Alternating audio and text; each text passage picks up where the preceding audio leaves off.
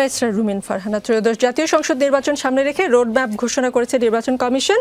ভোটের রোডম্যাপ ঘোষণাকে স্বাগত জানিয়েছে বিএনপি। নির্বাচন নিয়ে আপনাদের দলের মধ্যে যে ষড়যন্ত্রের সংশয়, সেই সংশয় এবার কি দূর হয়েছে, নাকি আরো ষড়যন্ত্রের গন্ধ এখনো পেয়েই যাচ্ছেন? আপনার প্রশ্নে যাবার আগে আমি যে বিষয়ে 3 বক্তা আলোচনা করলেন সেটা নিয়ে কিছু কথা বলতে নিশ্চয়ই আপনার অনেক কথা জমে আছে। জি, দেখুন, আমরা 2024-এ, আমি আমারটা বলি, প্রত্যেকে যার যার স্বপ্ন নিয়ে মাঠে নেমেছিল।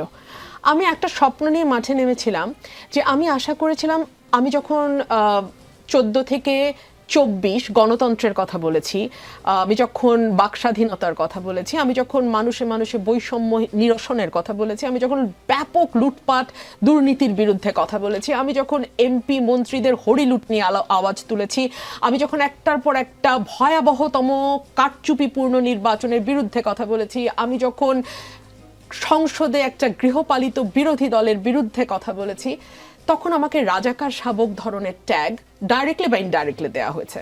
আমাকে অনলাইন অফলাইনে জঘন্য ভাষায় আক্রমণ করা হয়েছে। আমার বাসায় কয়েকবার হামলা হয়েছে।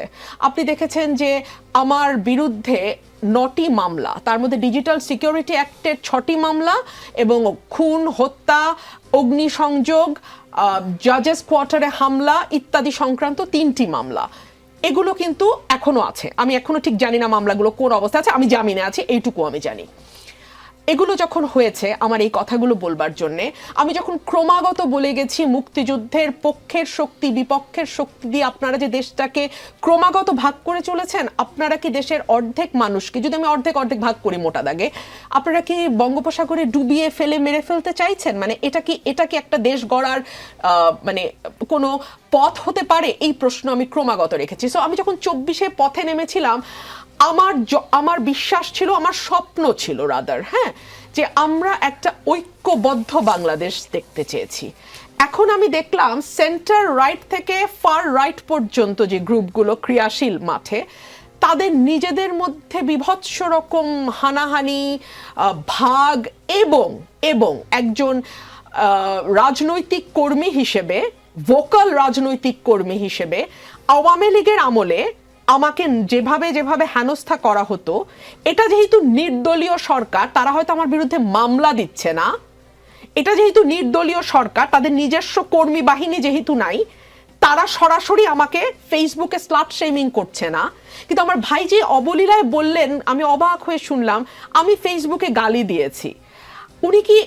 উনি কি দেখেন না, ওনার দলের যাকে আমি ইঙ্গিত করে সেই কথাটি বলেছি, সে কি পোস্টার শেয়ার করেছে? গডমাদার, ডাইনি, কি নাই সেই কথাগুলোর মধ্যে? সেটা কি গালি না?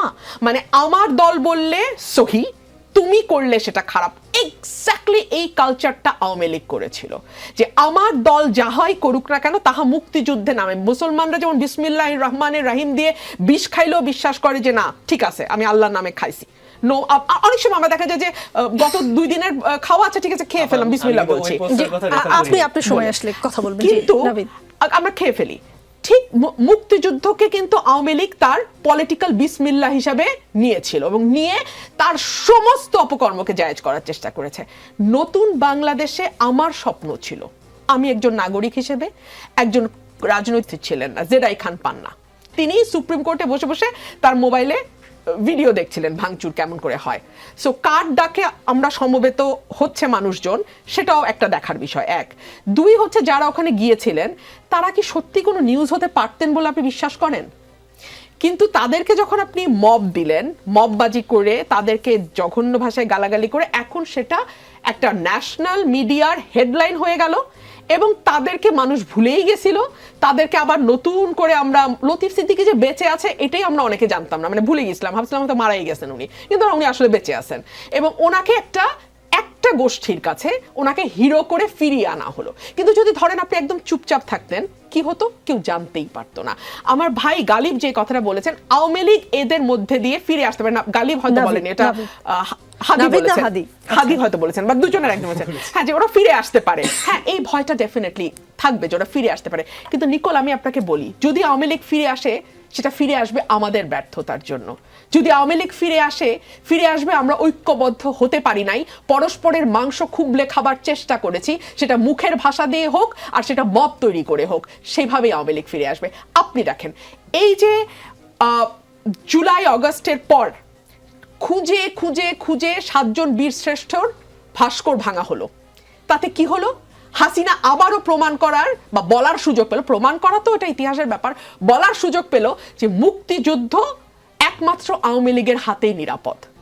যখন আপনি মুক্তিযোদ্ধাদের গলায় জুতার মালা পরালেন, এই ঘটনা হাসিনার আমলেও হয়েছে, দুই একটা, হয় নাই যে তা না, কিন্তু এখন যখন হচ্ছে হাসিনা এবং তার দল ভবিষ্যতে রক ফুলিয়ে বলতে পারবে, বা এখনই তারা ডেফিনেটলি বিদেশে বলছে 2,500 কোটি টাকা যদি এসালম দিয়ে থাকে, সেই টাকা তো আর নিশ্চয়ই তিনি প্রসাধনী কিনে ব্যয় করছেন না, সেই টাকা তো পলিটিক্যালি কাজেই ব্যয় হচ্ছে। সো তিনি ডেফিনেটলি বিশ্বব্যাপী এটা প্রচার করবেন এবং করছেন যে এই যে দেখেন বাংলাদেশের মুক্তিযোদ্ধাদের আজকে কিরকম হেনস্থা করা হচ্ছে। তাদেরকে তাদের কাজ করতে দেন, খোদার ওয়াস্তে। আমরা যারা বাংলাদেশটাকে নতুন একটা বাংলাদেশ করার স্বপ্ন দেখেছিলাম, আমরা বাংলাদেশটা বিনির্মাণে একটু মন দেই। আমাদের মনোযোগ না নানান দিকে, আমাদের মনোযোগ ধরেন রাষ্ট্রপতির ছবি নামাবো না রাষ্ট্রপতির ছবি থাকবে, আমাদের মনোযোগ হচ্ছে আর্মির সঙ্গে কনফারেন্স করে বাইরে এসেই আর্মিকে যাচ্ছে তাই বলে মানে জনগণের সবার সামনে তাদেরকে ছোট করে ফেলা, আমাদের মনোযোগ হচ্ছে একটা মব তৈরি করে ফজলু ভাইয়ের বাসার সামনে বসে অকথ্য ভাষায়, আমার না খুব দেখতে জানতে ইচ্ছা করে যে এই ছেলে মেয়েগুলো বসছে, তাদের চেহারা তো আসছে মিডিয়াতে, কারো না কারো তো সন্তান, ওদের বাবা মা আসলে মানে মানে মানে ওদের তো একটা পরিবার আছে না, মানে সেই পরিবারের কাছে কি বিষয়টি স্বাভাবিক? ওরা কি ঠিক এটাই শুনে শুনে শুনে শুনে বড় হয়েছে যেটা স্লাম এরিয়াতে সকালই শুরু হয় বাথরুমের দখল নিয়ে কুৎসিত গালাগালি করে, কিংবা পানির কলের পানি আগে কে নিবে সেটা নিয়ে ভয়ঙ্কর কুৎসিততম গালাগালি দিয়ে দিন শুরু হয়? তাহলে কি ওরা কি ওখান থেকে এসছে, ওটার সাথে তারা অভ্যস্ত, ওইভাবে তারা বড় হয়েছে? এই প্রশ্নগুলো কিন্তু আসে। বাংলাদেশে বিরাট একটা অংশ ব্রেইন ড্রেইন হয়ে দেশের বাইরে চলে গেছে নিকোল, বিরাট অংশ। গত 40 বছরে শিক্ষিত মধ্যবিত্ত যে পরিবারগুলোর সব অংশে নির্মূল হয়ে বাংলাদেশ থেকে চলে গেছে। আজকে বাংলাদেশে এই জায়গায় আসার পেছনে তাদের দায় সবচাইতে বেশি। আমাদের পরিবার, আপনাদের পরিবার, দেখবেন চারপাশে তাকে কেউ নাই বাংলাদেশে। কেন? কারণ তারা খুবই ভদ্র পরিবেশে, সুস্থ পরিবেশে, সঠিক পরিবেশে, সুন্দর পরিবেশে তারা আছেন, এবং বাংলাদেশটা এমন একটা গোষ্ঠীর হাতে এখন গিয়ে পড়েছে, 15 বছর তো ছিলই, সেটার একেবারে র্যাপচার্ড অবস্থায় এখন আমরা যেখানে গিয়ে দাঁড়িয়েছি, সেখানে এই ভাষাগুলোকে এখন স্বাভাবিকীকরণের একটা চেষ্টা হচ্ছে। রুমিন ফারহানা, আমি আপনাকে আসলে অনেকবার অনেক প্রশ্ন করতে গিয়েও থামাতে পারলাম না, কারণ আপনি আমার মনে হলো আপনার স্বপ্নভঙ্গের কথাগুলো বলছেন।